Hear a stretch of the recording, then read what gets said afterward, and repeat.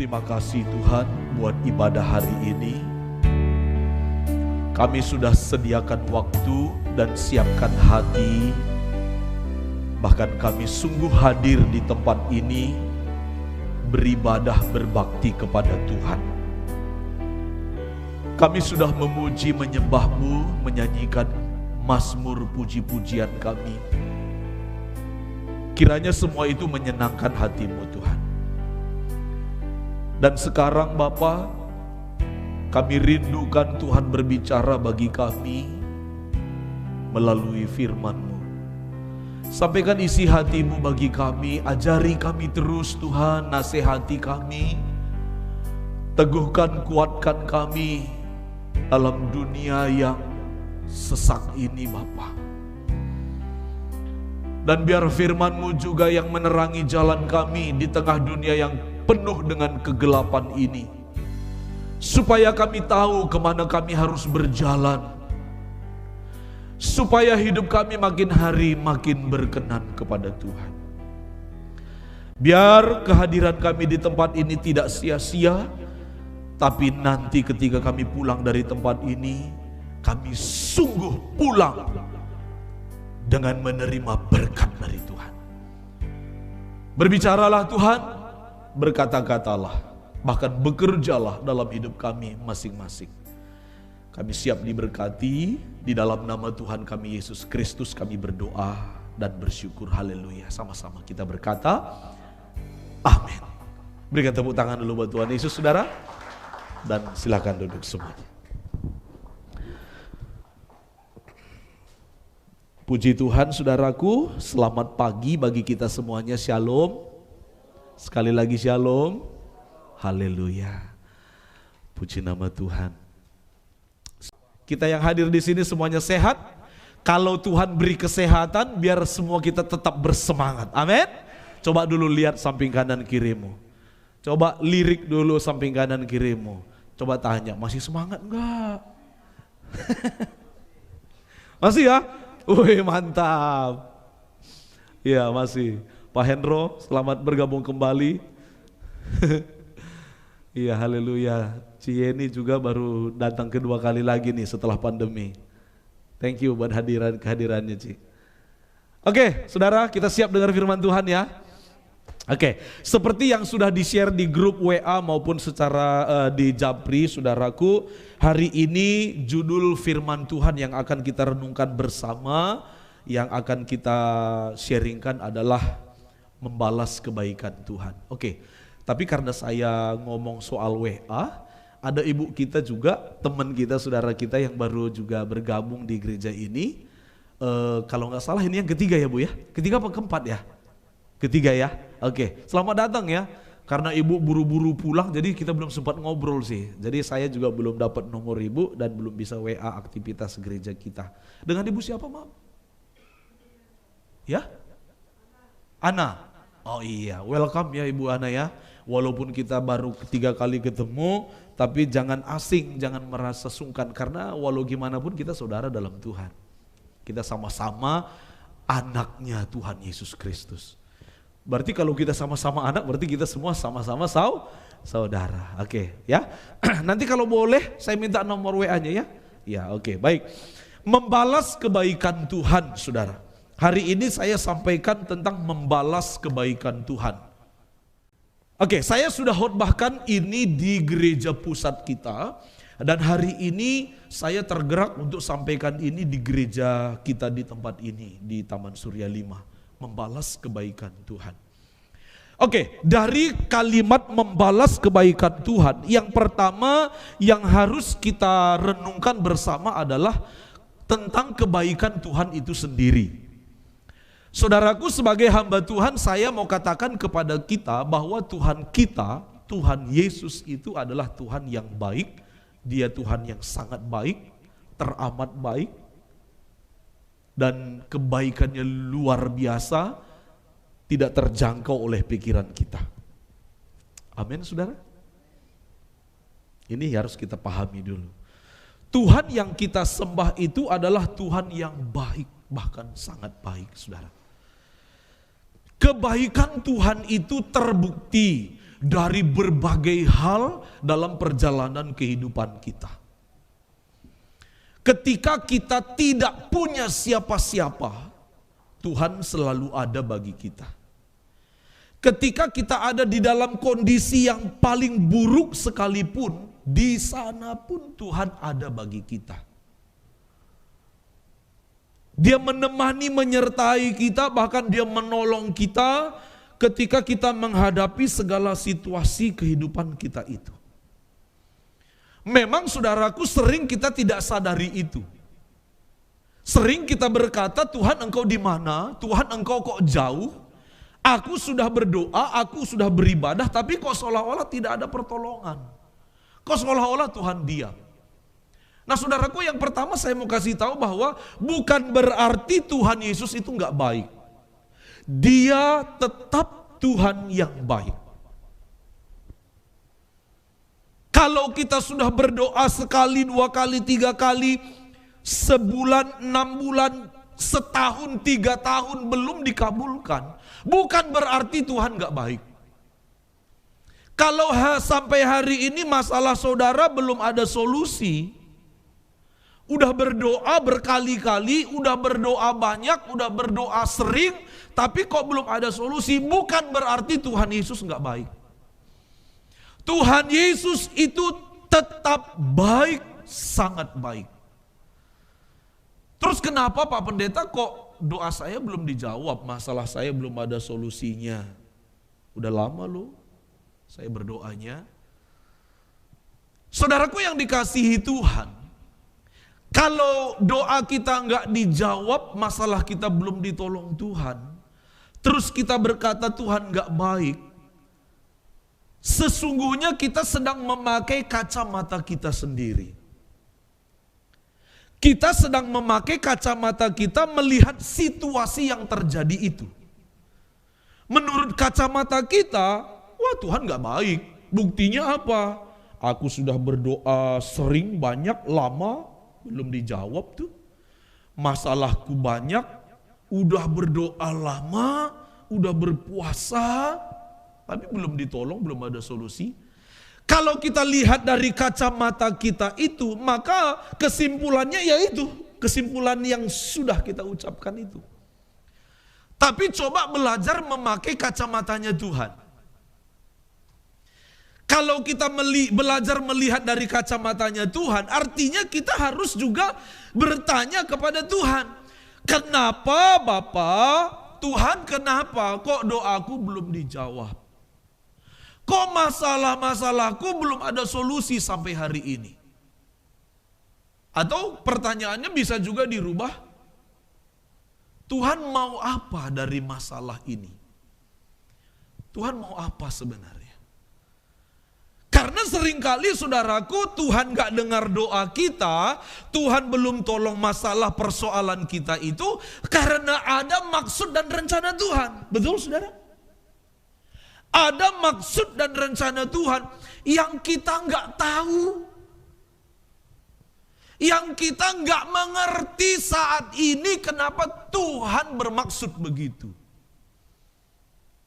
Sering itu terjadi. Terus kapan kita tahunya Pak? Nanti ada waktunya, ketika sudah tiba waktunya, Tuhan dengar doa kita, Tuhan kabulkan, Tuhan angkat masalah persoalan kita, Roh Kudus ngomong, tuh lihat, Tuhanmu jawab kan? Tuhanmu kabulkan kan? Coba kalau dulu waktu kamu berdoa, Tuhan langsung kabulkan doamu.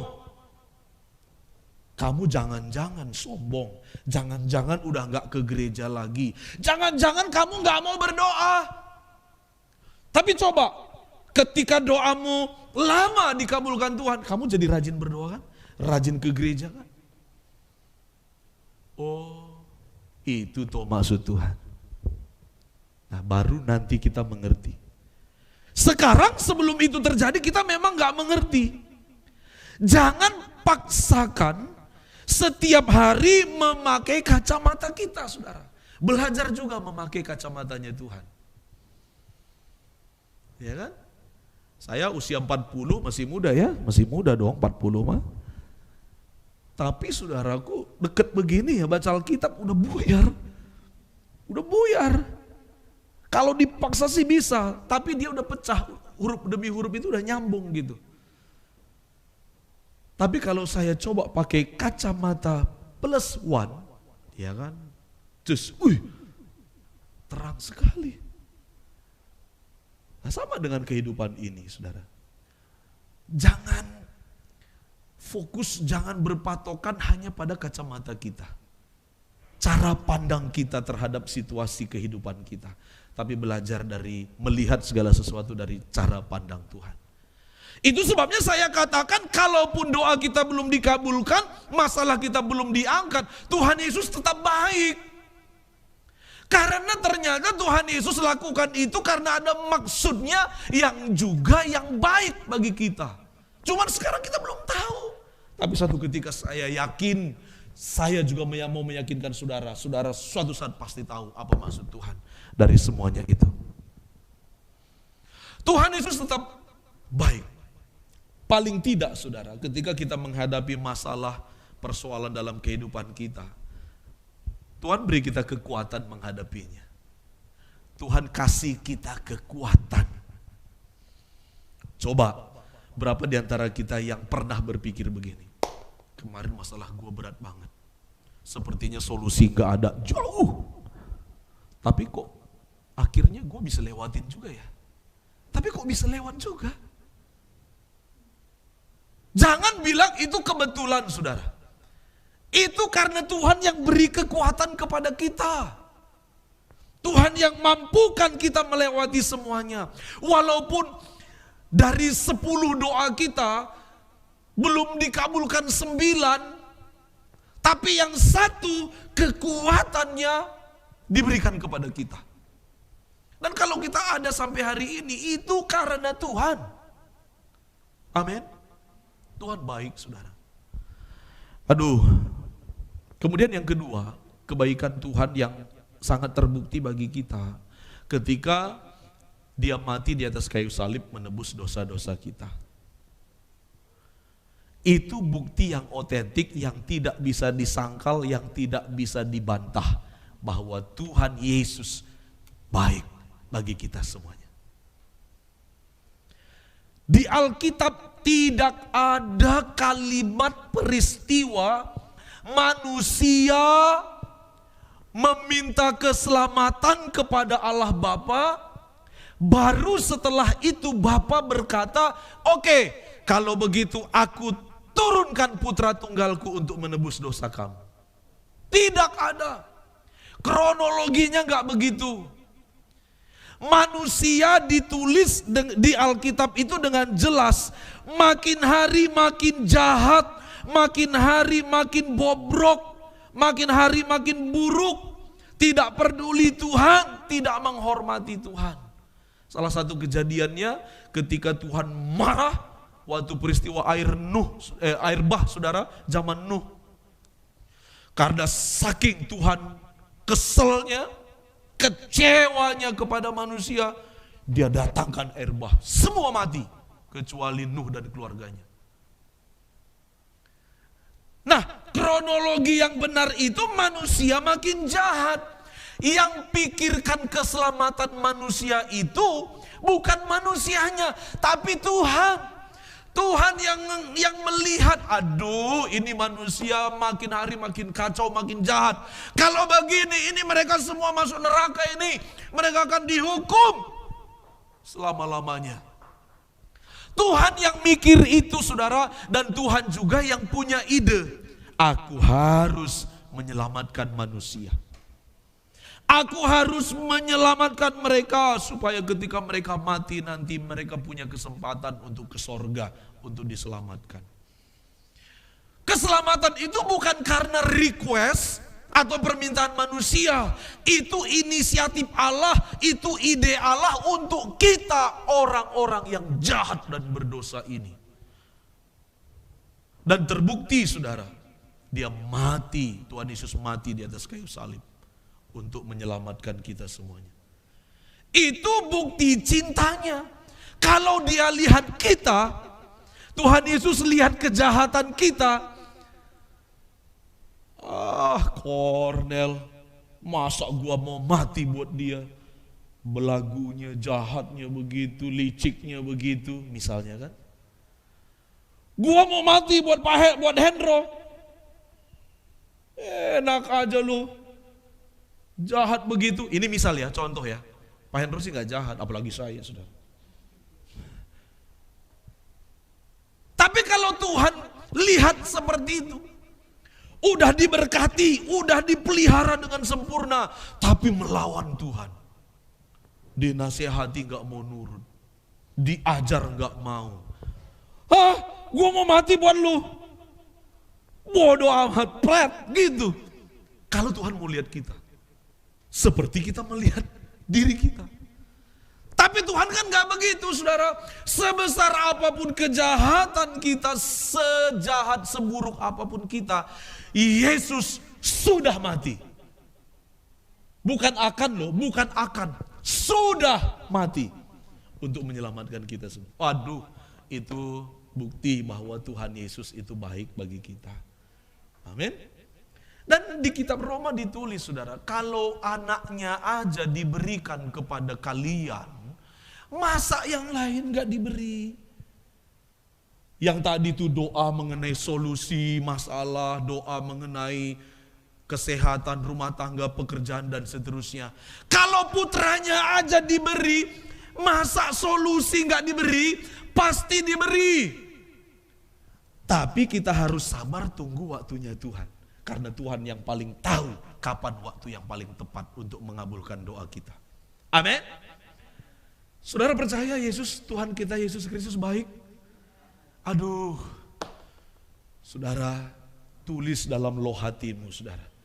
Tuhan Yesus baik, apapun yang terjadi Tuhan Yesus baik. Jangan pernah ragukan itu.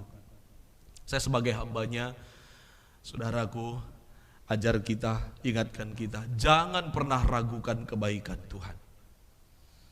Kalau orang terdekat kita bisa jahat sama kita, suami kita bisa jahat sama kita loh.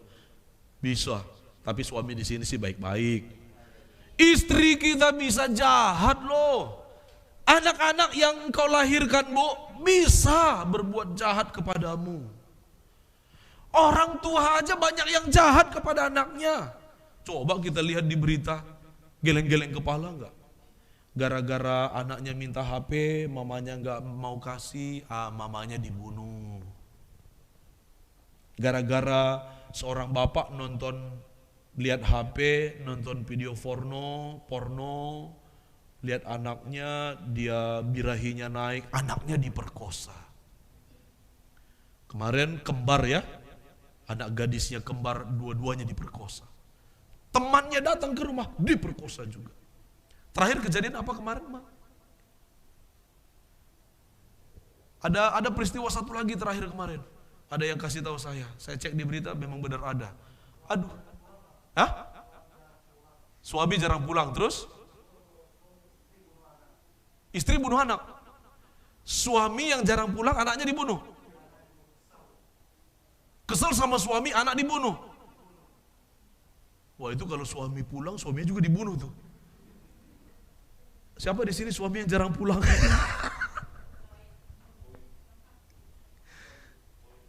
Iya, Bang Toyib, hati-hati. Nanti kita pulang, kita lihat, wih, istri gua rajin amat nih, ngasih gua kopi langsung nyampe di rumah. Itu kopi sudah dikasih sianida. Tapi itu di sini nggak ada, men. Iya. Betapa coba orang-orang terdekat kita itu bisa jahat. Tapi apakah Tuhan Yesus pernah berlaku jahat sama kita? Aduh, satu titik pun, satu detik pun Tuhan Yesus tidak pernah jahat sama kita. Dia baik, saudara. Amin. Nah, sekarang sesuai dengan tema membalas kebaikan Tuhan. Kalau memang Tuhan Yesus itu baik bagi kita setiap waktu, setiap detik, ya kan, setiap momen, setiap musim dalam hidup kita, maka sebagai hamba Tuhan saya mempertimbangkan ini atau memikirkan ini dengan serius. Dan itulah yang mau saya ajak kita juga pikirkan bersama. Kalau memang Tuhan Yesus itu baik bagi kita, pertanyaannya adalah apakah kita semua yang dikasihinya ini harus membalas kebaikan Tuhan? Nah, menurut saudara gimana? Tuhan kan sudah sangat baik bagi kita. Pertanyaan saya, apakah kita harus membalas kebaikan Tuhan? Yang bilang balas, coba angkat tangannya. Yang bilang gak usah, angkat tangannya. Yang ragu-ragu, angkat tangannya. Yang bukan manusia, keluar dari sini. Yang gak kelihatan maksudnya ya. Saudaraku yang dikasihi Tuhan, sebagai hamba Tuhan, saya mau mengajak kita untuk mulai hari ini mengingat semua kebaikan-kebaikan Tuhan dalam hidup kita yang begitu banyak, yang begitu limpahnya. Setelah Bapak Ibu mengingat semuanya itu sebagai hamba Tuhan, saya juga mengajak, menghimbau kita semua untuk mulai hari ini belajar membalas kebaikan Tuhan. Belajar membalas kebaikan Tuhan yang sudah Dia berikan kepada kita. Iya dong, masa ada orang yang baik kepada kita, kita nggak balas. Kucluk. Ko Anto datang hari Minggu pagi ke gereja, mau ibadah, mau pelayanan keyboard. Dia bawa 2 sisir, pisang Medan, pisang barangan. Pak Pendeta, atau dia bilang, Bu, ini buat kalian di rumah, buat anak-anak. Baik nggak?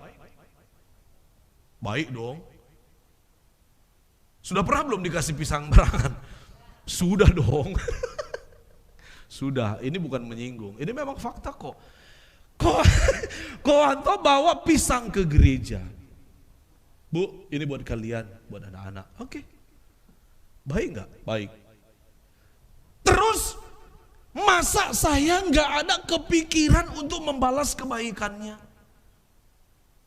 Kalau orang yang baik ini saya nggak balas kebaikannya, saya orang yang nggak tahu terima kasih dong. Saya harus membalas dong. Walaupun dia ketika bawa pisang itu ke gereja, ke kami, ke saya, dia nggak mengharapkan balasan. Dia tulus, memang ingin memberkati pendeta di gereja ini. Dia nggak mengharap, tapi dari sisi sayanya, masa saya nggak balas? Saya harus balas dong kebaikan dia. Demikian juga Tuhan Yesus, saudara. Tuhan walaupun misalnya loh ya, walaupun misalnya Tuhan gak mengharap balasan kita, tapi dari sisi kitanya, masa kita gak balas kebaikan Tuhan dalam hidup kita? Kita harus belajar dong membalas kebaikan demi kebaikannya dalam kehidupan kita. Nah, kemudian pertanyaan yang kedua, oke Pak, kita mulai belajar membalas kebaikan Tuhan. Emang kita bisa Pak membalas kebaikan Tuhan? Nah, pertanyaan kedua, emang kita bisa membalas kebaikan Tuhan? Nah, gimana jawaban saudara? Tuhan sudah kasih begitu banyak Pak, bahkan nyawanya aja diberikan kepada kita sehingga ada peluang kita diselamatkan Pak. Emang kita bisa balas kebaikan Tuhan yang begitu besar itu? Jawaban saya, gak bisa sih. Gak bisa kita balas apapun yang telah Tuhan berikan kepada kita. Jangankan Tuhan, mama kita aja, kebaikan mama kita gak bisa balas kok. Ah Pak, saya sudah belikan rumah lo buat dia. Iya sih, kita sudah beli rumah buat dia, kita sudah kasih mobil, kita sudah kasih duit gaji kita sisihkan berapa persen setiap bulan ke dia. Oke. Tapi saya mau tanya, Bapak Ibu pernah lahirin mama Bapak Ibu? Bir, pernah ngelahirin mamamu? Enggak kan? Berarti mamamu tetap lebih baik dari kamu kan? Bapak Ibu, pernah kita kasih ASI ke mama kita? Enggak. Yang ngasih ASI itu mama kita ke kita. Bisa kita balas itu ASI. Bisa kita balas tuh proses persalinan yang yang membahayakan nyawa mama kita demi melahirkan kita. Bisa kita balas. Cukup hanya dengan rumah 1 miliar misalnya. Enggak sebanding. Enggak sebanding. Itu sebabnya saya katakan membalas mama aja kita nggak bisa. Apalagi membalas kebaikan demi kebaikan Tuhan. Loh, kalau nggak bisa balas ya udah dong Pak Pendeta nggak usah dibalas. Saudara, tetap harus dibalas. Walaupun kita nggak bisa membalas semua kebaikan Tuhan itu, bukan berarti kita nggak usah balas. Bukan berarti kita bilang, ya udah, orang gua nggak bisa balas. Sebagai anak-anak Tuhan yang tahu bersyukur, tahu berterima kasih, tahu menghargai, tahu menghormati, kita harus tetap belajar membalas kebaikan Tuhan.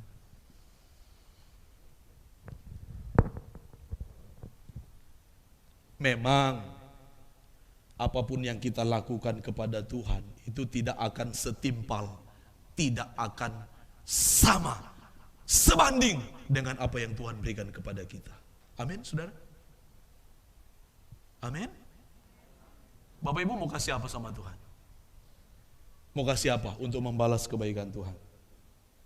Aku kasih kolekte Pak. Kolekte kita berapa? Paling banyak gocap maksud saya. Gocap 1 minggu itu udah cukup gede. Saya kaget, ada seorang WL kesaksian di satu persekutuan. Saya pemain keyboardnya. WL ini setahu saya sudah diundang di banyak gereja di GBI. Ada beberapa gereja yang cukup besar. Dia kesaksian, waktu itu dia baru menikah, saudara. Dia bilang, saya bersyukur dapat istri yang baik, yang takut akan Tuhan. Hari Minggu lalu, saya ditegur sama istri saya. Ketika saya kantongin duit di jas saya untuk kolekte, istri saya marah-marah. Masa lu begitu? Biasanya setiap minggu saya kasih persembahan goceng. Istri saya marah. Dia bilang minimal harus 20.000. Saya bersyukur dapat istri seperti dia. Ya kesaksiannya benar. Tapi gocengnya yang buat gua melongo. WL kemana-mana, gereja besar, kantongin persembahan goceng. Tega dia ngasih goceng. Ya kalau dia memang hidupnya susah banget saudara, nggak masalah. Memang Tuhan nggak melihat nominal, Tuhan melihat hati, amin. Tapi kalau kita ada duit, dia PK-nya aja, WL itu bisa 300.000. Kalau gereja gede, gope. Misalnya kan, masa kasih persembahan goceng? Kebangetan dalam hati saya. Kurang asem nih WL nih. Aduh, ada di sini yang masih kasih goceng, saudara? Kalau Bapak Ibu memang karena nggak punya, karena memang betul-betul kosong nih di dompet, nggak ada memang sama sekali, nggak masalah. Bahkan ada beberapa jemaat, bukan beberapa ya, ada satu ibu waktu itu bilang ke saya ketika kita besuk, kenapa nggak ke gereja? Malu Pak. Loh, malu kenapa? Nggak punya persembahan, nggak punya uang kolekte. Aduh, dalam hati saya mau menangis. Masa gara-gara malu nggak ada uang persembahan lu nggak ke gereja? Tuhan bukan nyari uangmu yang 10.000, 20.000 itu, tapi dirimu yang Tuhan cari. Mau nggak berbakti? Saya bilang sama dia, kapanpun kalau nggak ada duit buat kasih persembahan, datang aja. Emang ada di sini kolektan kalau udah disodorkan kantong terus nggak dikasih terus dimarah-marahin? Kurang ajar lu ya. Pulang lu sana. Ada begitu koletan di sini? Juli? Hah? Pernah marah nggak dia ketika dia sodorkan kantong, terus kita nggak kasih? Pernah nggak dia marah? Pulang aja lu. Ada begitu nggak? Nggak ada. Bahkan nggak pernah dibahas itu. Ya beda kalau Bapak Ibu punya banyak duit, terus Bapak Ibu bilang, banyak duit. Begitu disodorin, itu harus diginiin namanya. Kalau nggak ada duit nggak masalah, saudara. Nah, jadi saudaraku yang dikasihi Tuhan, kita tidak bisa membalas memang apa yang sudah Tuhan berikan kepada kita. Tapi bukan berarti kita diam aja, akhirnya kita nggak mau inisiatif membalas kebaikan Tuhan. Itu salah. Kita harus belajar membalas kebaikan Tuhan dalam kehidupan kita. Yang setuju katakan amin, saudara. Oke, terakhir, pertanyaan terakhir, maksudnya khotbah masih panjang. Pertanyaan terakhir, kalau memang kita tetap harus membalas kebaikan Tuhan, Pak Pendeta, apa yang harus kita lakukan untuk membalas kebaikan Tuhan itu sendiri? Oke, saudara, saya akan jelaskan kepada kita satu persatu. Yang pertama yang harus kita lakukan untuk membalas kebaikan Tuhan adalah dari yang paling gampang ya, dari yang paling gampang, bersyukur kepada Tuhan. Apa saudara? Bersyukur. Bersyukur. Berterima kasih kepada Tuhan. Kita buka Alkitab kita yuk. 1 Tesalonika 5 ayat 18. Ayat ini pendek sekali, tapi jelas perintahnya apa. 1 Tesalonika 5 ayat 18. Bisa Bu? Saya bacakan ya, satu ayat saja. Mengucap syukurlah dalam segala hal, sebab itulah yang dikehendaki Allah di dalam Kristus Yesus bagi kamu. Ini yang dikehendaki Allah. Apa itu? Mengucap syukur. Kapan kita mengucap syukur? Dalam segala hal. Pak, aku sih biasa mengucap syukur. Kapan? Ya waktu baru gajian. Waktu dapat kantau lebih. Waktu suami baru setor gaji. Saya mengucap syukur tuh Pak. Waktu suami kasih saya duit. Nih buat beli bedak, buat beli lipstik, buat alis tato alis. Ini duit buat kamu ke salon. Wih, saya Pak mengucap syukur.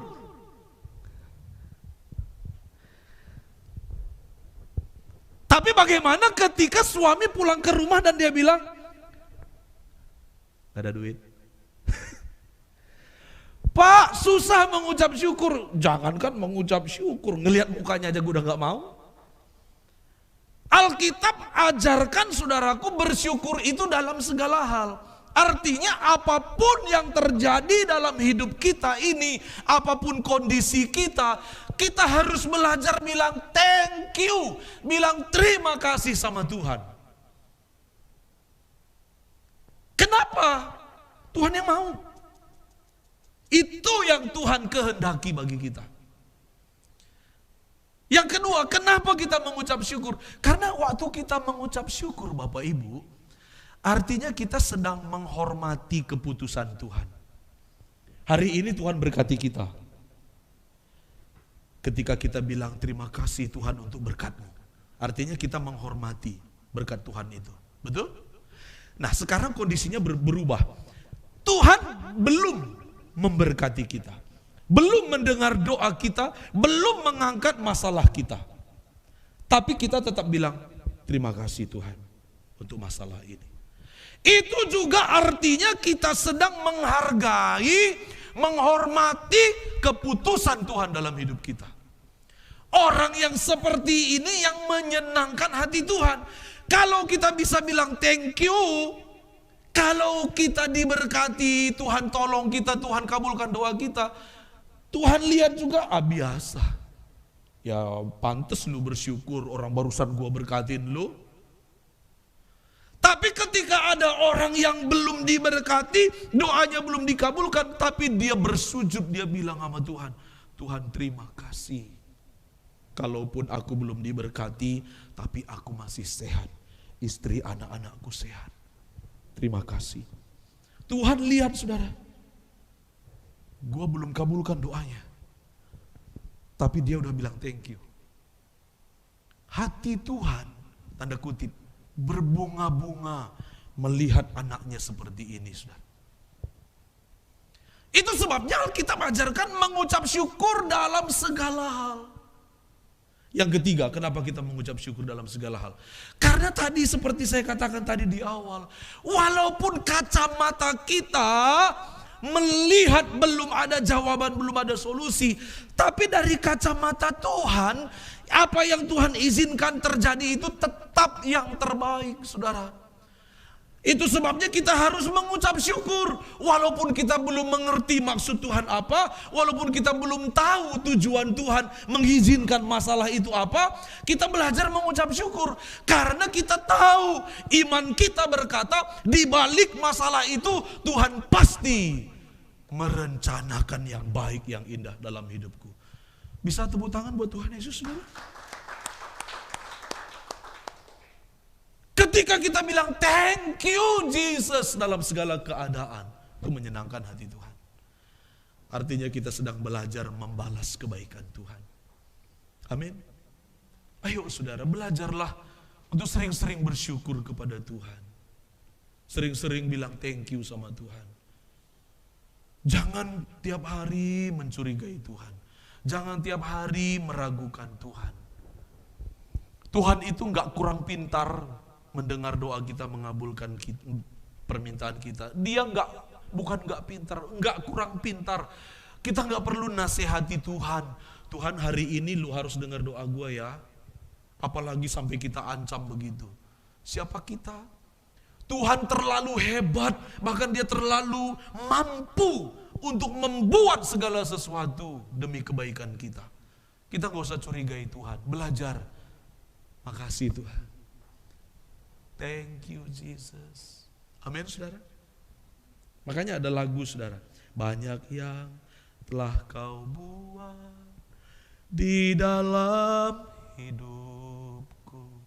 Rancangan indahmu terjadi di hidupku. Rapnya bilang apa?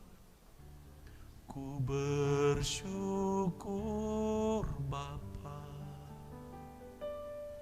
Ku bersyukur Tuhan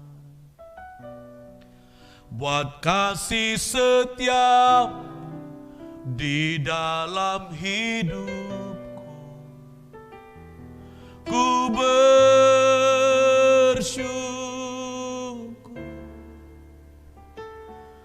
Tuhan. Ketika kita banyak masalah, persoalan seperti Tuhan meninggalkan kita, tapi kita mampu bersyukur kepada Tuhan, itu menyenangkan hati Tuhan. Yang mengerti katakan amin, saudara. Yang kedua, apa yang bisa kita lakukan untuk membalas kebaikan Tuhan? Yang kedua, kita bisa membalas kebaikan Tuhan dengan cara banyak bernyanyi, memuji, menyembah Tuhan, saudara. Kan? Tadi bersyukur. Setimpal enggak ucapan syukur kita dengan semua kebaikan Tuhan? Enggak setimpal. Enggak ada apa-apanya. Tapi kita harus tetap lakukan. Bersyukur. Yang kedua apa? Untuk membalas kebaikan Tuhan itu, ayo bernyanyi, memuji, menyembah Tuhan dalam hidup kita. Mazmur 97 ayat 12, tolong ditayangkan. Mazmur 97 ayat 12. Bisa? Mazmur 97 ayat 12 demikian bunyi firman Tuhan. Bersukacitalah karena Tuhan, hai orang-orang benar, dan nyanyikanlah syukur bagi namanya yang kudus. Kalau soal bernyanyi, memuji dan menyembah, banyak sekali ayatnya, apalagi di kitab Mazmur, saudara. Bernyanyilah bagi Tuhan, bersorak-sorailah bagi Tuhan. Pujilah Tuhan di tempat kudusnya. Bermazmurlah bagi Dia. Nyanyikanlah nyanyian baru dan seterusnya dan seterusnya. Yang kedua yang bisa kita lakukan untuk bisa membalas kebaikan Tuhan adalah belajar mulai hari ini banyak bernyanyi, memuji, menyembah Tuhan Yesus Kristus. Amin. Karena ketika kita bernyanyi, saudara, kita itu sedang memuji Bapa, Engkau sangat sungguh baik. Kan berarti kita sedang memuji Tuhan. Bapa, Engkau sungguh baik. Ketika kita berkata, Tuhan Yesus baik, sungguh amat baik, itu kan kita sedang memuji Tuhan.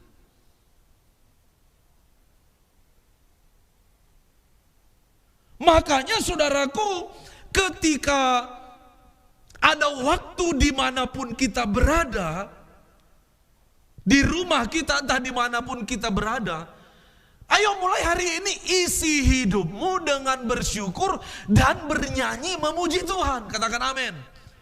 Pak, aku gak bisa nyanyi, Pak, suaraku fals, Pak. Saudaraku, Tuhan gak pengen yang bagus, yang sempurna, yang gak fals. Karena yang Tuhan lihat ketika kita bernyanyi itu adalah hati kita, saudara. Ketika kita berkata, Bapa Engkau sungguh baik, mulut kita mengucapkannya, hati kita juga mengucapkannya. Tuhan lihat itu. Bukan lihat bagus atau enggaknya suaranya. Amin. Sama di sini di gereja ini juga, saudaraku. Jangan malas memuji Tuhan. Jangan malu-malu bernyanyi bagi Tuhan. Katakan amin. WL-nya sudah habis suara, saudara, udah teriak-teriak dari depan. Dia sudah joget-joget, dia sudah lompat-lompat. Tapi jemaatnya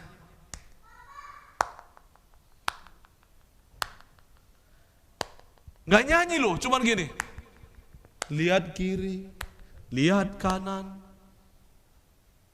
lihat jam, lihat HP. Saat di gereja ini masuk dalam pujian penyembahan, ikut bernyanyi, katakan amin. Ikut memuji menyembah Tuhan. Itu bisa kita lakukan, Pak Bu, untuk membalas kebaikan Tuhan. Ada lagunya begini. Siapakah aku ini? Saya lupa kuncinya kok. Tuhan, jadi biji matamu. Dengan apa kan ku balas Tuhan? Ngapain? Selain puji dan sembah Kau. Siapa aku ini yang sudah Kau berkati, yang sudah Kau selamatkan, bahkan Engkau mati bagiku Tuhan. Dengan apa ku balas semua kebaikan-Mu? Selain puji dan sembah Kau. Jadi ketika kita bernyanyi, ketika kita memuji, bermazmur bagi Tuhan, kita sedang belajar untuk membalas kebaikan Tuhan. Terus pujian kita itu setimpal gak dengan kebaikan Tuhan? Enggak juga. Kalau begitu gak usah nyanyi, Pak. Tetap harus nyanyi, balas kebaikan Tuhan. Yang setuju dengan saya katakan amin. Sekali lagi yang setuju dengan saya katakan amin. Jangan malas nyanyi, saudara. Saya gak hobi nyanyi, Pak. Oke, gak hobi nyanyi bukan berarti gak bisa nyanyi itu. nggak hobi nyanyi bukan berarti nggak bisa bernyanyi. Mulai hari ini, walaupun hobimu bukan bernyanyi, duit lakukan untuk Tuhan.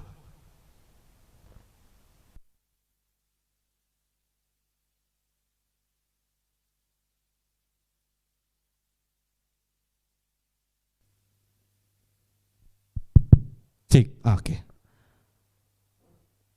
Ibu-ibu sambil masak, daripada mikirin orang yang nyakitin perasaanmu, bikin engkau kesel, makanan jadi gak jelas rasanya, mending nyanyi. Amin. Iya, jangan sambil ngulek cabai, ingat orang yang nyakitin hati kita. Terus kita bilang, gua pites loh, gua ulek loh, gua hancurin, pecah kepala loh. Ya, malah berdosa kita saudara. Mending ku bersyukur Bapa, ku bersyukur Tuhan. Bapak-bapak yang naik motor, naik mobil kemanapun, di motor biasa kita lakuin apa? Ini ibu lagi gelisah dia, bawaan orok bu. Bapak-bapak yang naik motor, yang pria-pria maksud saya, yang bawa mobil, waktu berkendara ngapain, mikirin apa? Banyak kan yang bisa kita pikirkan, dari A sampai Z masuk ke pikiran kita. Dari yang happy ingat, kita senyum-senyum sendiri. Dari yang ingat yang sedih, kita sedih sendiri. Dari yang kesel-kesel, kita kesel sendiri. Daripada pikirin yang gak benar, mending nyanyi. Nyanyi buat Tuhan. Pak, mengganggu konsentrasi. Kagak, aku udah praktekkan. Ya tapi jangan tutup mata. Kata Pak Pendeta Kornel sambil nyetir, nyanyi sembah Tuhan. Masuk hadirat Tuhan. Ku bersyukur. Saya gak ajarin begitu ya. Itu bukan masuk hadirat Tuhan, masuk rumah sakit. Nyanyi, nggak mesti tutup mata. Amin, saudara. Nyanyi aja. Nanti ya, kalimat-kalimat yang keluar dari nyanyian kita itu membangun iman kita. Karena ketika kita nyanyi, kan keluar suara. Telinga kita mendengar apa yang kita nyanyikan. Ketika telinga kita mendengar nyanyian itu, kalimat-kalimatnya menghibur, membangun, menguatkan, itu turun ke hati saudara. Tanpa kita sadari, kita bersyukur. Tanpa kita sadari saudara, kita dikuatkan dengan masalah persoalan yang kita hadapi. Iman itu bangkit ketika mendengar firman Tuhan, dibangun ketika mendengar kebenaran. Ketika kita mendengar kalimat-kalimat firman Tuhan itu, kita dibangun. Wah, kita hanya diberkati, Tuhan juga dimuliakan, disenangkan. Belajar, nyanyi dimanapun kita berada. Amin. Ayo saudara, belajar. Apalagi kalau di gereja, aduh harusnya sih nggak usah disuruh-suruh saudara. Kalau Bapak Ibu ambil keputusan berangkat dari rumah pergi ke gereja, Bapak Ibu harus cek tujuan gua ke gereja ngapain nih. Harus cek. Kalau tujuannya cuma buat ketemu orang, tujuannya buat cuma hahaha hihi, nggak usah di gereja juga banyak. Tapi kalau kita ambil keputusan pergi ke gereja, biar kita punya satu tujuan, berbakti kepada Tuhan. Bonusnya kita ketemu sama teman-teman saudara seiman. Kita bisa hahaha, kita bisa ketawa-ketawa, kita bisa sharing, tukar pikiran, kita bisa dikuatkan dari semuanya itu. Tapi tujuan utamanya adalah berbakti kepada Tuhan. Karena itu kalau diajak nyanyi, nyanyi dengan sungguh, sembah Tuhan. Kalau Bapak Ibu perhatikan gereja-gereja lain yang kehidupan praise and worship-nya sudah bagus. Nenek-nenek lompat-lompat jingkrak-jingkrak, saudara. Dia semangat memuji Tuhan. Tapi di gereja, di banyak gereja maksud saya, ya termasuk gereja kita, memuji Tuhan itu masih malu-malu. Padahal yang dia puji itu sebenarnya Allah yang telah memberkati dia, bahkan yang telah menyelamatkannya, yang baik kepadanya setiap hari. Tapi dia hitung-hitungan untuk bernyanyi bagi Tuhan. Do the best, lakukan yang terbaik buat Tuhan kok. Amin. Nanti ketika Bapak Ibu lakukan itu tanpa Bapak Ibu rasakan, tanpa Bapak Ibu sadari maksud saya, Bapak Ibu masuk dalam hadirat Tuhan. Aduh, ketika Bapak Ibu masuk dalam hadirat Tuhan, semua yang baik, semua yang indah Bapak Ibu nikmati. Itu baru mantap, saudara. Yang ketiga, bagaimana kita membalas kebaikan Tuhan. Kita buka dalam 1 Korintus 10 ayat 31. 1 Korintus 10 ayat 31.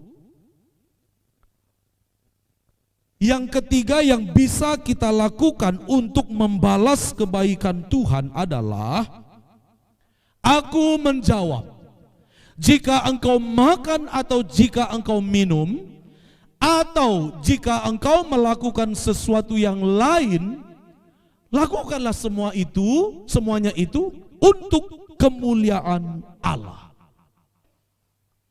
Jika engkau makan atau minum, atau melakukan sesuatu yang lain, lakukanlah semuanya itu untuk kemuliaan Allah. Apa maksudnya? Maksudnya adalah apapun yang kita lakukan dalam hidup kita harus menyenangkan, memuliakan Tuhan. Artinya saudaraku, kalau kita sadar Tuhan itu baik bagi kita, kita mau balas kebaikan Tuhan, maka kita harus belajar memilah mana yang menyenangkan Tuhan, memuliakan Tuhan, mana yang enggak. Kalau memuliakan Tuhan, maka lakukan dengan segenap hatimu. Tapi kalau engkau tahu itu tidak menyenangkan hati Tuhan, tidak memuliakan Tuhan, jangan lakukan. Itu artinya kita sedang belajar hidup bagi Tuhan. Hidupku milik Tuhan. Hidupku harus kembali untuk memuliakan Tuhan. Belajar. Kalau udah tahu berbohong itu nggak berkenan, jangan lakukan. Belajar. Aduh Pak, susah. Susah bukan berarti nggak bisa. Belajar sedikit demi sedikit. Belajar. Malas itu gak berkenan di hadapan Tuhan. Ya kan? Tuhan gak suka sama orang malas. Jangan lakukan. Belajarlah menjadi orang rajin. Amin. Loh, ini firman Tuhan. Nah Bapak Ibu, kalau Bapak Ibu mengerti maksud apa yang saya sampaikan ini, hidup Bapak Ibu berubah. Hidup Bapak Ibu berubah. Tuhan Yesus baik itu udah pasti. Tapi pertanyaannya, apakah kita mau menghargai, menghormati, membalas kebaikan Tuhan atau enggak? Itu keputusan kita. Kalau Bapak Ibu lakukan apa yang saya khotbahkan hari ini, Tuhan pasti disenangkan melalui hidup kita masing-masing. Belajar hidup bagi Tuhan. Tuhan bilang beribadah, Ibrani 10 ayat 25. Tuh kan? Janganlah kita menjauhkan diri dari pertemuan-pertemuan ibadah kita seperti dibiasakan oleh beberapa orang. Nah ternyata beberapa orang sudah sering biasakan itu. Tapi kita marilah saling menasihati, semakin giat melakukannya menjelang hari Tuhan yang mendekat. Tuhan bilang rajin ikut pertemuan ibadah. Ayo kita belajar untuk taat, rajin beribadah. Dengan demikian kita sedang belajar membalas semua kebaikan Tuhan. Amin saudara. Tuhan pantas enggak dapatkan semua yang terbaik dari hidup kita? Saya katakan dia teramat pantas. Tuhan pantas menerima ucapan syukur kita. Tuhan pantas menikmati pujian penyembahan kita.